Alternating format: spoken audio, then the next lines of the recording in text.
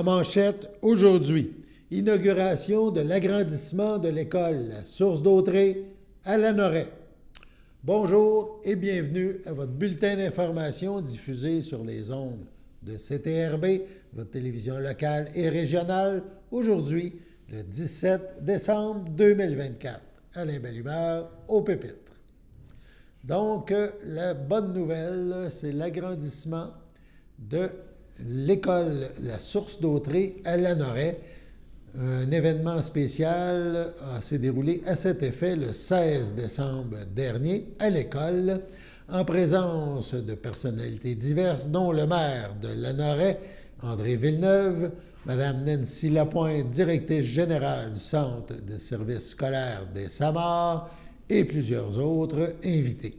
Ce projet d'agrandissement et de rénovation a été rendu possible grâce à un investissement de 27,05 millions de dollars du gouvernement du Québec et près de 350 000 dollars de la municipalité de Lanoraie pour des travaux d'infrastructure municipale et l'ajout d'un dépôt extérieur annexé au bâtiment pour de l'équipement sportif.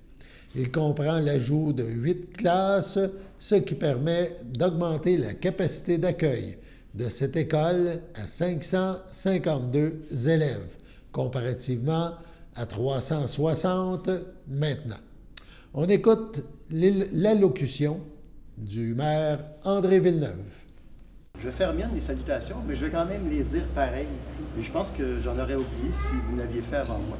Alors, merci de l'avoir fait, mais je veux vous saluer, Mme Martin, directrice, Mme Nancy Lapointe, donc directrice générale du Centre de services scolaires des Samars, Zoé, qui est la nouvelle présidente du conseil des élèves de l'école La Source d'Autrey.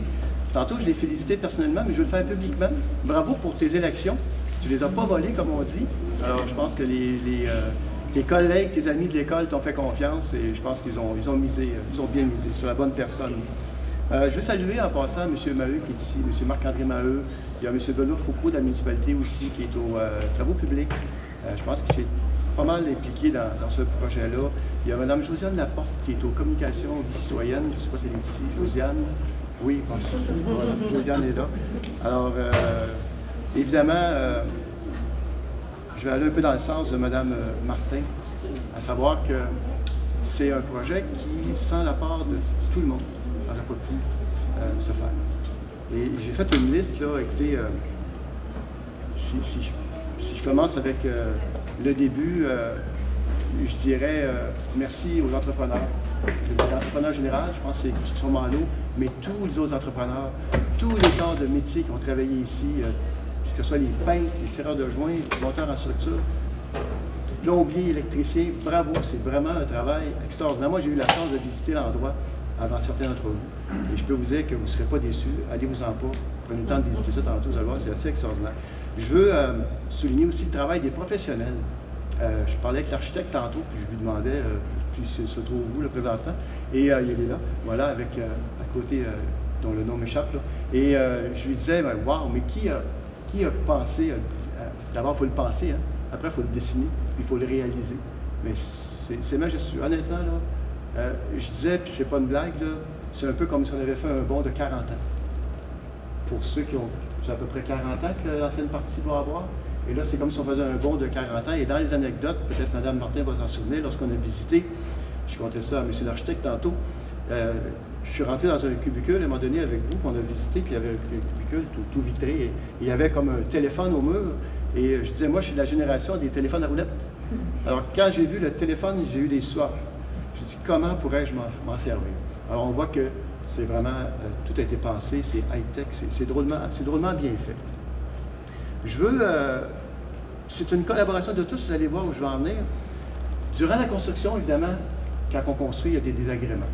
Et on a digéré avec certains citoyens, parce qu'il y avait vraiment certains désagréments, et on a dû travailler avec eux, leur expliquer le pourquoi du comment de la chose, puis moi-même, ça m'a permis de l'apprendre, notamment les piliers de pierre, qui ont fait vibrer le noyau du village pendant un certain temps. Et ça, évidemment, ça a amené des inquiétudes pour certains, pour d'autres inconvénients aussi au niveau du sommeil, mais les gens ont compris. Voyez-vous, c'est vraiment un travail d'équipe. ça ne revient pas à une personne, ça revient à tout le monde. Mme Proulx n'est pas avec nous, mais je veux remercier le gouvernement du Québec dans cet effort-là qui a été fait, d'abord pour réunir les sommes, et après ça, pour avancer, pour aller de l'avant. On ne se voyait pas envoyer nos tout-petits. On aime bien la Valtrie, on aime bien Berthier. On ne se voyait pas envoyer nos tout-petits à l'extérieur de la Norée. Et là, je pense que Madame va en parler tantôt aussi, Madame la Directrice générale, au niveau des capacités là, qui sont maintenant ouvertes pour justement suivre la croissance démographique de la population. Alors voilà, je veux remercier tout le monde.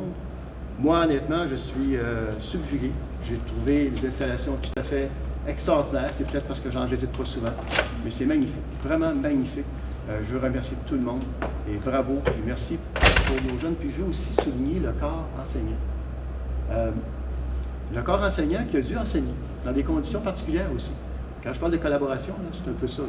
Le corps enseignant, le personnel de soutien, tous ceux qui travaillent ici ont dû aussi vivre pendant 2 ans ou un peu plus, comme on disait, là, certaines conditions qui étaient assez particulières. Les élèves aussi, qui ont su s'adapter justement à ce brouhaha-là qui n'est pas dans les habitudes. Hein. Alors, tout le monde a vraiment fait un effort considérable pour arriver au résultat qu'on a aujourd'hui, qui est vraiment, je le répète, vraiment fantastique.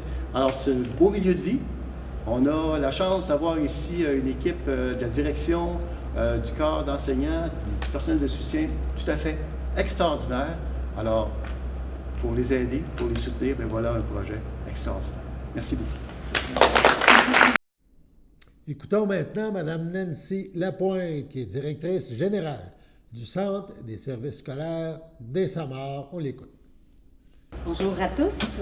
Merci d'être là. Je ne répéterai pas toutes les salutations. Quand on passe comme ça vers la fin, on a l'impression un peu de répéter. Je m'en viens à l'âge de pouvoir le faire, mais je vais quand même garder un petit gêne à ce niveau-là.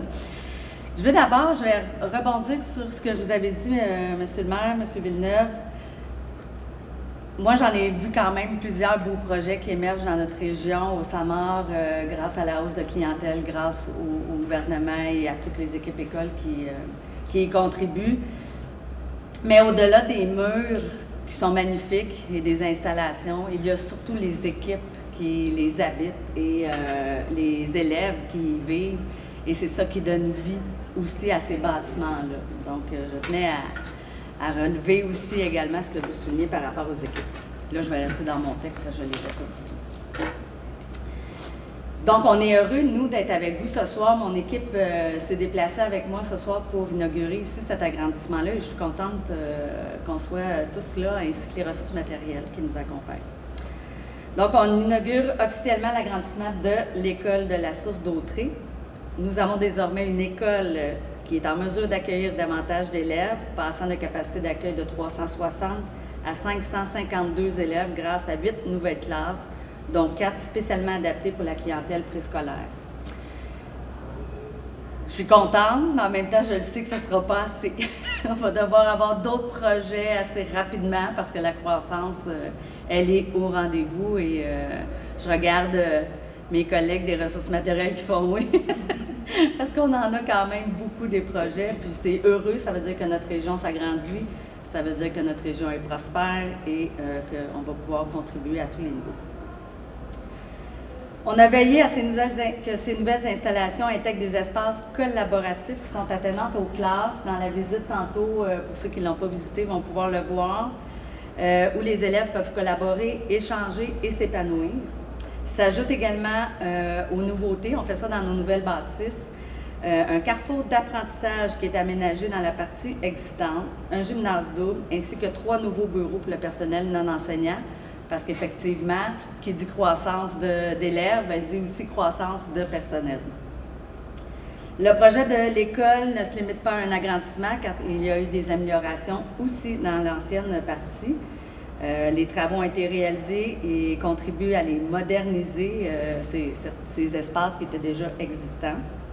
De plus, au printemps prochain, des éléments qui viendront bonifier le nouvel aménagement, notamment l'ajout d'arbres autour de l'école et la finition de la classe extérieure. Ça aussi, c'est des nouveautés qu'on aime intégrer dans nos nouvelles bâtisses. Ce projet constitue un autre beau chapitre de l'histoire de l'école de la Source d'Autrey, qui en a assurément d'autres, qui en aura assurément d'autres. Nous sommes heureux que les enfants d'Anoret puissent bénéficier d'infrastructures adaptées à leurs besoins dans un cadre d'apprentissage stimulant. Je remercie le ministère de l'Éducation, la directrice de l'école, l'équipe école, le service des ressources matérielles, de même que toutes les personnes et entreprises qui ont contribué de près ou de loin à cette réalisation. Ceci démontre bien qu'ensemble, nous aspirons à offrir à chaque élève les meilleures chances de réussite.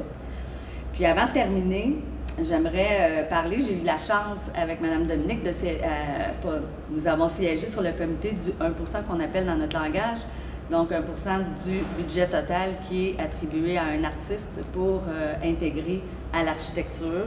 Ceux qui ne l'ont pas vu, c'est à l'extérieur, qui est une œuvre audacieuse. Hein? Madame Martin, on s'est regardé à quelques reprises. Oui, on est sûr, on va là. Cette œuvre s'appelle Un cabinet des curiosités, a été conçue par Mme Jacinthe Loranger, qui devait être là ce soir et qui malheureusement a eu un empêchement. Donc, qu'est-ce que c'est un cabinet des curiosités? Mais ça convoque l'imagination et l'émerveillement de tous et chacun.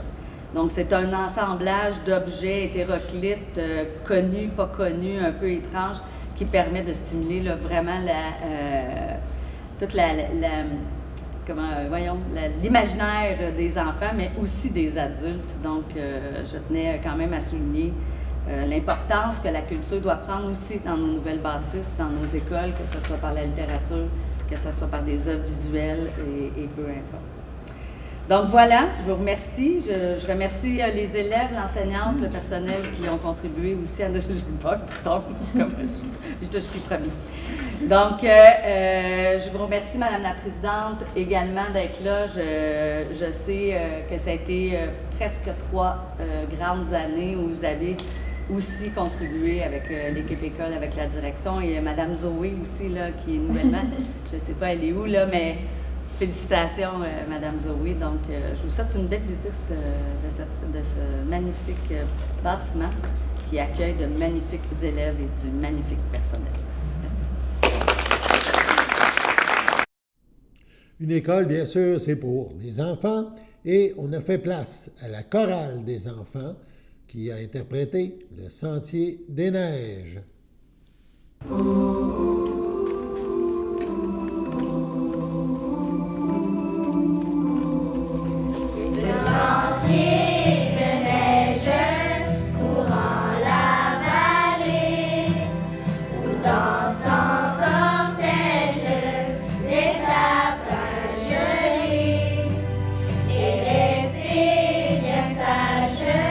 Témoin d'un baiser que sur ton visage.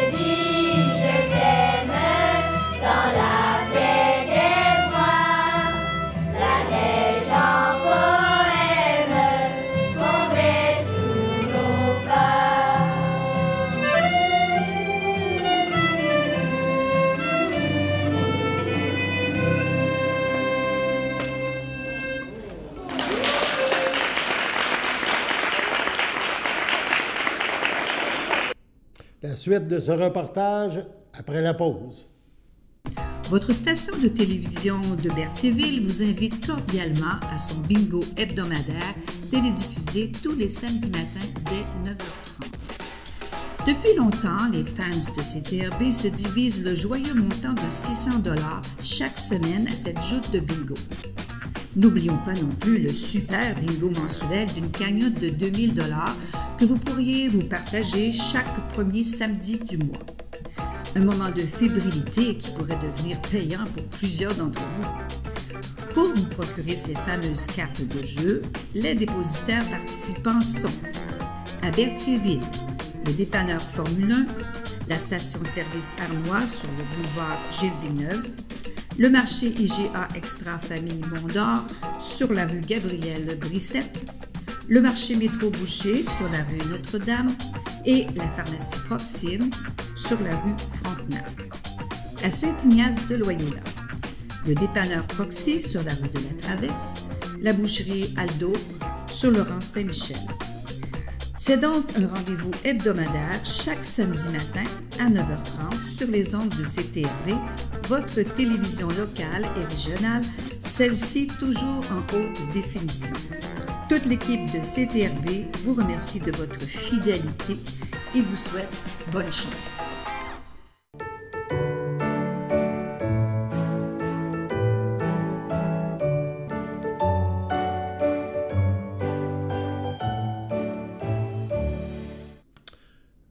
En ce 17 décembre, il faut souligner l'anniversaire de Marcel Gendron. Donc, c'est le Centre d'action bénévole d'Autrey et toute l'équipe de CTRB qui souhaite bonne fête à Marcel Gendron. C'est votre anniversaire aujourd'hui, en ce 17 décembre. Eh bien, toute l'équipe de CTRB se joint à moi et vous souhaite un heureux anniversaire. On retourne à Lanoret pour les événements qui ont marqué l'agrandissement, donc l'ouverture officielle, l'agrandissement de l'école La Source d'Autrey. Donc, un investissement important du ministère de l'Éducation, implication de la municipalité aussi. On écoute maintenant la directrice de l'école La Source d'Autrey, Dominique Martin. Bonsoir. Comme direction d'établissement, chaque jour, mon souhait le plus cher, c'est de voir mes élèves et mon personnel heureux et bien. Parce que quand on est bien ici, on peut cheminer et réussir. Votre apport précieux a eu un grand impact sur notre quotidien, permettant une qualité de vie scolaire et nous permettant de rêver toujours plus haut. Merci. Cet agrandissement permet d'ajouter des étoiles dans les yeux de mes élèves. Dans le mot agrandissement, nous retrouvons le mot grand. Et ensemble, dans les défis au quotidien, dans chacun des pas qui rendait son projet de plus en plus réel, nous étions à la fois émus et reconnaissants. À la Source d'Autrey, notre bonheur, c'est notre affaire, un pas à la fois. Ensemble et grâce à vous, nous faisons la différence. En terminant, je tiens à remercier les ressources matérielles. Merci, M. Benoît Comtois. Madame Pascale Tremblay, merci de m'avoir accompagnée dans chacun des jours. Mes secrétaires, Madame Louise, merci du fond du cœur, Madame Isabelle. Merci aussi à Mascotte Maloney, architecte. Merci à EXP Ingénieur, et j'oublie, et Leclerc en consortium, je m'excuse, et EXP Ingénieur. Merci à M. Villeneuve, Mme Lapointe, M. Fontaine, Mme Riopel, Mme Simard, je m'excuse. Merci spécial à Vincent, Simon, Jonathan de GMI, toujours disponible et à l'écoute. Merci de m'avoir enduré et merci à tout le monde d'avoir rendu ceci possible. Merci du fond du cœur. Concluons ce reportage sur l'agrandissement de l'école La Source d'Autrey à Lanoret en offrant le micro à la présidente du Conseil des élèves, Zoé Turner. Facile comme ça. C'est ça que j'aurais dû faire. Monsieur Villeneuve, Madame Lapointe, chers dignitaires, invités et médias, mon nom est Zoé Turner, présidente du Conseil des élèves de l'école. Je suis honorée de représenter notre école. Au nom de tous les élèves, merci de nous offrir un milieu de vie accueillant avec des espaces de vie motivants. Vous nous permettez ainsi de maximiser notre réussite scolaire. Du fond de mon cœur, mille merci. Voilà donc pour ce tour d'horizon d'un beau projet, l'agrandissement de l'école La Source d'Autrey à Lanoraie. Sur ce, passons à la pause.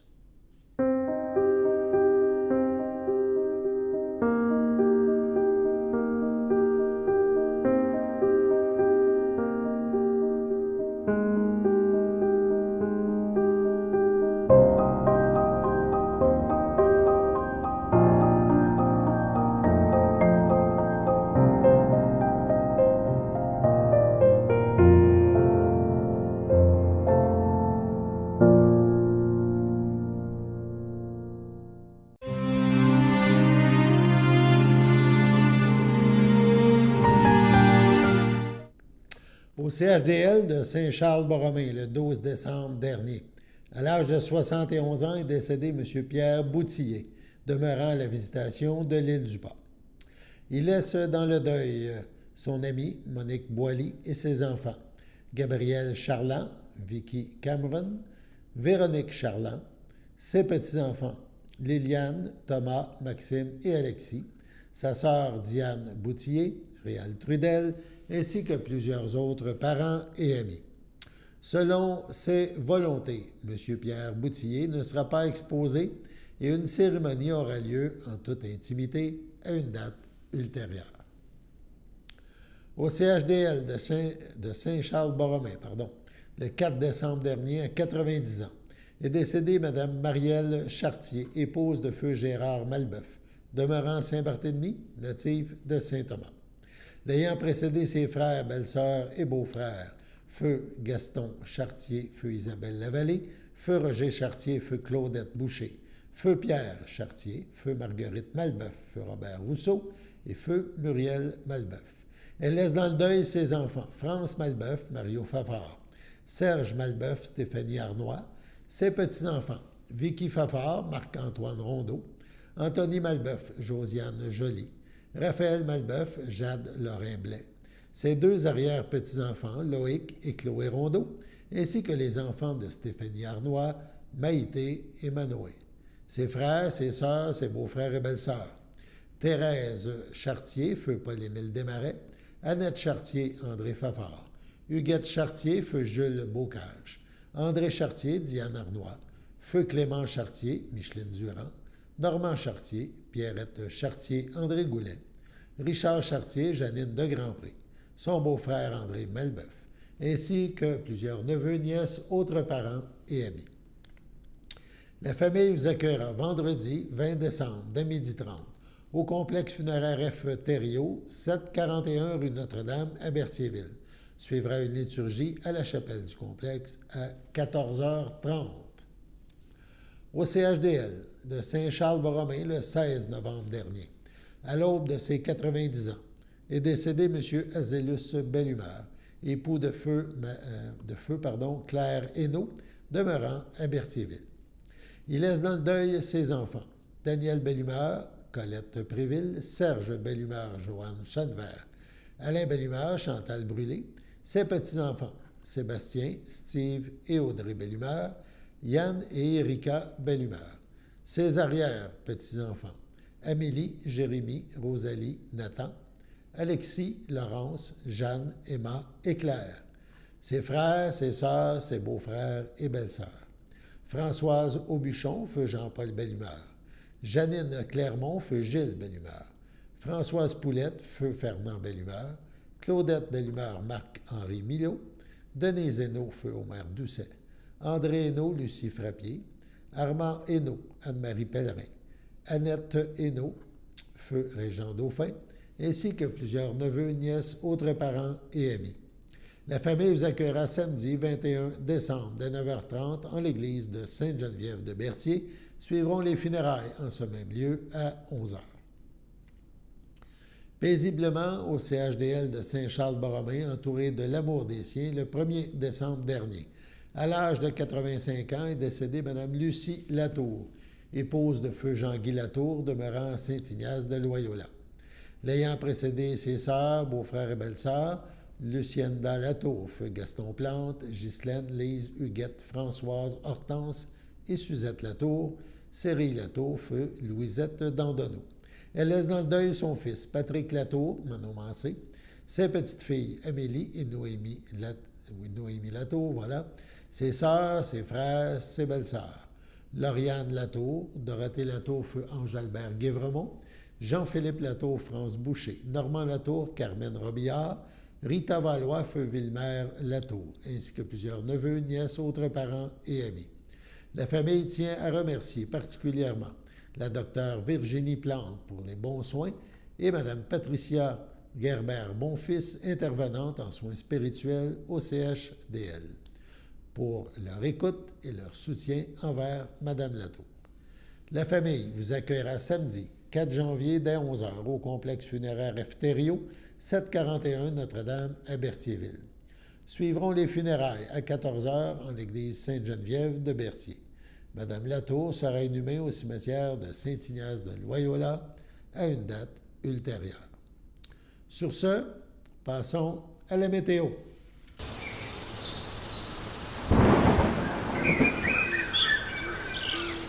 Bienvenue à votre météo de cette semaine.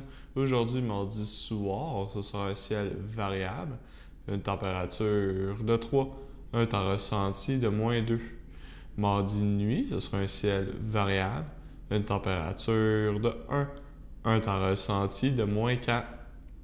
Mercredi matin, ce sera nuageux avec éclaircies, une température de 1, un temps ressenti de -3. Mercredi après-midi, ce sera quelques flocons, une température de 2, un temps ressenti de -2, environ 1 mm de pluie et moins de 1 cm de neige. Mercredi soir, c'est des averses de neige, une température de 0, un temps ressenti de -3, environ 1 cm de neige. Mercredi nuit, ce sera quelques flocons, une température de -3, un temps ressenti de -8, moins de 1 cm de neige. Et voilà, c'était tout pour votre météo.